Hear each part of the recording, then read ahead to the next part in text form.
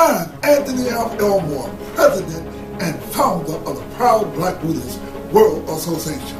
We at the Proud Black Buddhist World Association are not only the Black Buddhist voice in America, we are the Black Buddhist voice of the world. And today we bring you another exciting Black Buddhist lecture.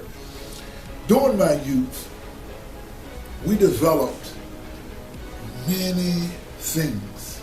And so when I was coming up, I lived in an area or a time to where we black people found a sense of pride.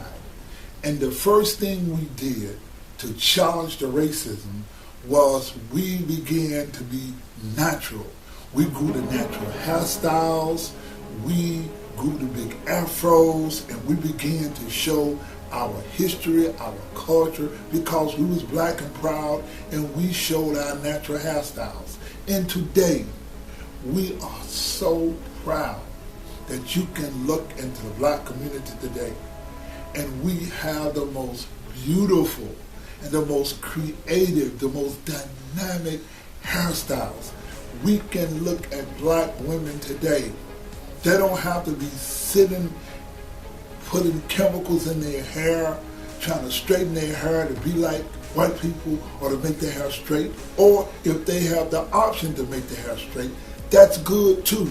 But what we have developed through our pride and through our history and through our culture and understanding who we are and finding dignity within ourselves, we got people now, beautiful black women, who dig inside themselves and come up with the most beautiful, dynamic, natural hairstyles.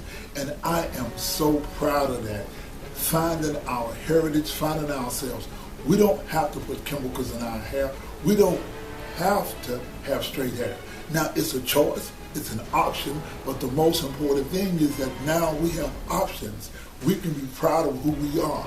Now, when you deal with the hair or the locks, that is really the Buddhist hairstyle, because the original person that wore locks in their head, you can look at a Buddha statue and what you see is locks. You see braids because the Buddha was a brother and the Buddha put locks on his hair. Anyway, let me bring a conclusion to this Proud Black Buddhist lecture. That there was a group of people who traveled all over the world. They were called the Cushites.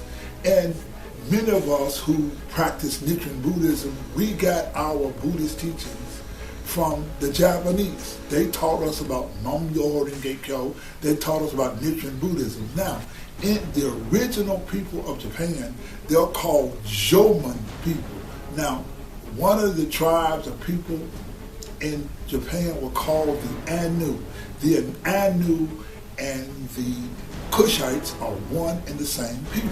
So, in fact, in Japan, the largest indoor Buddha statue in the world is in Japan. So we got our black history in Japan, we got our black history in China, we got our black history all over the world. In fact, the original people of America was black people. That's a whole different story. In 2014, I left the Buddhist temple. I teach the Buddhism, that's more simple. Literature man said, you don't have the knowledge? I want you to check my logic. The only way I teach Buddhism, I give the people a good rhythm. I'm not like a priest at their temple.